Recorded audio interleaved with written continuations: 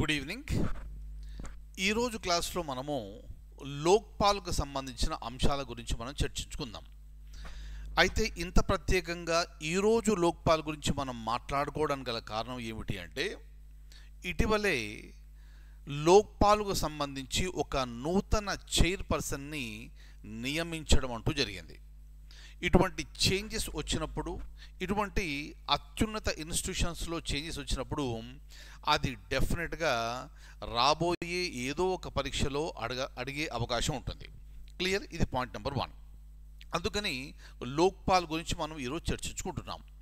ఇక మనం Indian polity క్లాసుల్లో లోక్పాల్కు సంబంధించిన అంశాలు చాలా మనం చర్చించుకున్నాము. ఇప్పుడు మనం మాట్లాడుకోబోయే పాయింట్స్ ఆ క్లాస్కు అనుబంధంగా మీకు పనికొస్తాయి. కాబట్టి అక్కడ క్లాసులు చూస్తూ ఈ కరెంట్ అఫైర్స్ని మీరు చక్కగా అప్డేట్ చేసుకుంటూ ఉండండి. ఇక లోక్పాల్ విషయానికి వచ్చేస్తే దీన్ని యాంటీ కరప్షన్ ఏజెన్సీ అంటారు. అంటే కేంద్ర ప్రభుత్వంలో హయ్యర్ లెవెల్స్లో ఉండే ఈ కరప్షన్ కాన్సెప్ట్ ఏదైతే ఉందో దానికి ఎగెనిస్ట్గా వ్యతిరేకంగా ఫైట్ చేయడానికి, ఈ కరప్షన్ అనేది పూర్తిగా రూపుమాపడానికి ఏర్పాటు చేయబడ్డ సంస్థనే ఈ లోక్పాల్ సంస్థ. ఇక రెండవ పాయింట్ ఏమిటి అంటే, అసలు లోక్పాల్ అనే పదాన్ని సృష్టించినది ఎవరు? ఇది అడిగే అవకాశం ఉన్న ఒక ప్రశ్న. ఆ పదాన్ని సృష్టించింది ఎవరు అంటే ఎల్ఎం సింఘ్వి. క్లియర్? ఏ సంవత్సరము? 1963లో ఎల్ఎం సింఘ్వి అనే వ్యక్తి లోక్పాల్ అనే పదాన్ని సృష్టించడం జరిగింది. అయితే ఈ లోక్పాల్ అనేది మనకు ఏ సంవత్సరం నుంచి భారతదేశంలో ఉంది అంటే, ఇది 2013లో ఒక చట్టాన్ని చేసి 2014వ సంవత్సరం నుంచి దీన్ని ఏర్పాటు చేయడం జరిగింది. అయితే మనకు మొట్టమొదటి చైర్పర్సన్ ఆఫ్ లోక్పాల్ నియమించబడిన సంవత్సరం ఏది అంటే 2019వ సంవత్సరం. క్లియర్? ఇక ఒక ముఖ్యమైన విషయాన్ని మనం గమనిస్తే, కొంతమందికి ఒక అనుమానం ఉంటుంది, మరి లోక్పాల్ అనేది రాజ్యాంగబద్ధ సంస్థనా లేక చట్టబద్ధంగా ఏర్పాటు చేయబడ్డ సంస్థనా అని. దయచేసి జ్ఞాపకం పెట్టుకోండి, లోక్పాల్ అనేది రాజ్యాంగంలో లేదు. ఇది రాజ్యాంగబద్ధ సంస్థ కాదు. ఇది చట్టబద్ధ సంస్థ, చట్టపరంగా ఏర్పాటు చేయబడ్డ సంస్థ. 2013 డిసెంబర్ నెలలో లోక్పాల్ అండ్ లోకాయుక్త బిల్లుని ఆమోదించి జనవరి 1, 2014న అప్పటి రాష్ట్రపతి గారు దాన్ని ఆమోదించడం వలన అది చట్టరూపం దాల్చింది. అదే రోజు నోటిఫికేషన్ ఇచ్చి అదే నెలలో లోక్పాల్ను ఏర్పాటు చేయడం జరిగింది. కానీ మొట్టమొదటి లోక్పాల్ చైర్పర్సన్ని నియమించిన సంవత్సరం ఏది అంటే 2019. సో వారి పేరేమిటి, ప్రస్తుతం ఉన్న వారి పేరేమిటి, అవన్నీ నేను చెప్తాను. కాకపోతే మీరు ఇక్కడ గమనించవలసిన ముఖ్యమైన విషయం ఏమిటి అంటే, మరి ఈ లోక్పాల్లో చైర్మన్ అలాగే 8 మంది సభ్యులకు మించకుండా ఉంటారు. Very important. ఒక చైర్పర్సన్ అలాగే 8 మంది సభ్యులకు మించకుండా ఇక్కడ లోక్పాల్లో ఉండడం జరుగుతుంది. మరి వీరందరూ ఎవరు? వీరందరినీ ఎవరు నియమిస్తారు అంటే, లోక్పాల్ చైర్పర్సన్ కానీ లోక్పాల్ సభ్యులందరినీ నియమించే అధికారం రాష్ట్రపతికి కలదు. సో రేపు పొద్దున ఎగ్జామినేషన్లో అడుగుతారు, లోక్పాల్ చైర్పర్సన్ని ఎవరు నియమిస్తారు, ఇతర సభ్యుల్ని ఎవరు నియమిస్తారు అంటే మీ ఆన్సర్ వచ్చేసి రాష్ట్రపతి ద్వారా నియమించబడతారు. మరి రాష్ట్రపతి గారికి ఎలా తెలుస్తుంది ఎవరిని నియమించాలని అంటే, ఈ చట్ట ప్రకారంగా లోక్పాల్ లోకాయుక్త చట్ట ప్రకారంగా ఒక సెలక్షన్ కమిటీని ఏర్పాటు చేయడం జరిగింది. సెలక్షన్ కమిటీ అంటే ఏమిటి? లోక్పాల్లో అధ్యక్షుడిగా సభ్యులుగా ఎవరిని నియమిస్తే బాగుంటుంది అని రాష్ట్రపతికి సిఫారసు చేయడానికి ఒక 4 సభ్యుల సెలక్షన్ కమిటీని ఏర్పాటు చేయడం జరిగింది.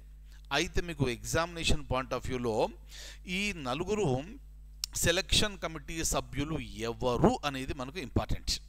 దయచేసి జ్ఞాపకం పెట్టుకోండి, వీలైతే రాసుకోండి, వీలు కాకపోయినా వీలు చేసి రాసుకునే ప్రయత్నం మీరు చేయండి. ఎందుకంటే మీరు రాసుకున్నది ఎప్పటికప్పుడు రివైజ్ చేస్తే మీకు చాలా బాగుంటుంది. క్లియర్?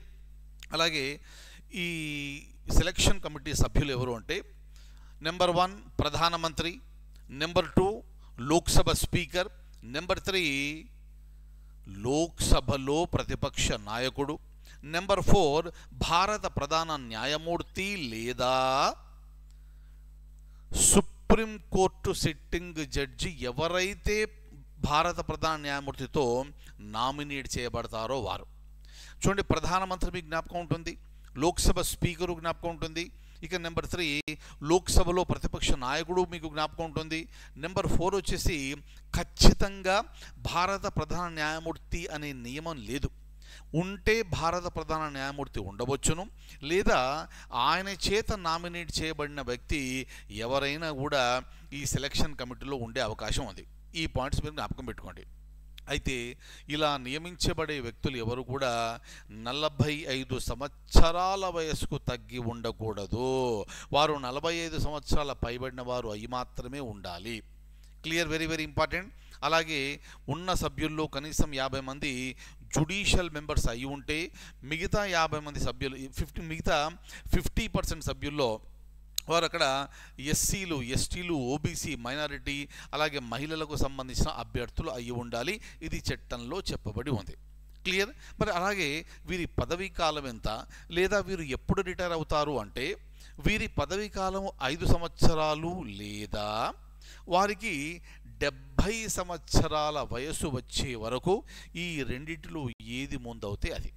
దయచేసి జ్ఞాపకం పెట్టుకోండి, 5 సంవత్సరాల పదవీ కాలము లేదా ఆ వ్యక్తికి 70 సంవత్సరాల వయసు వచ్చేంత వరకు ఈ రెండిట్లో ఏది ముందవుతే అది.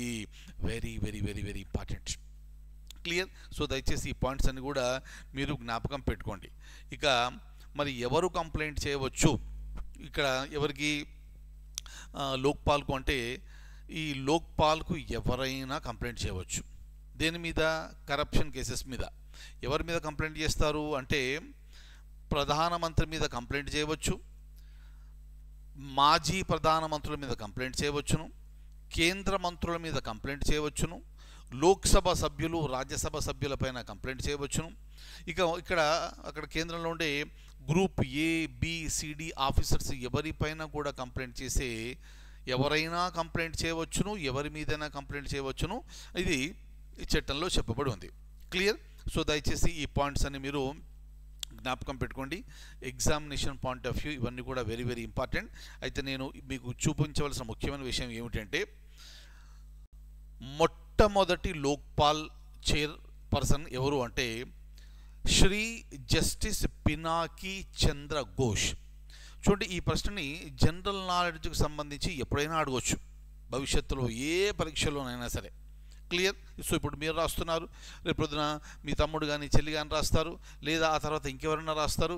ఎప్పుడైనా ఇది అడిగే అవకాశం ఉంది. దయచేసి ఈ పేరు ఎప్పటికీ మర్చిపోవద్దు.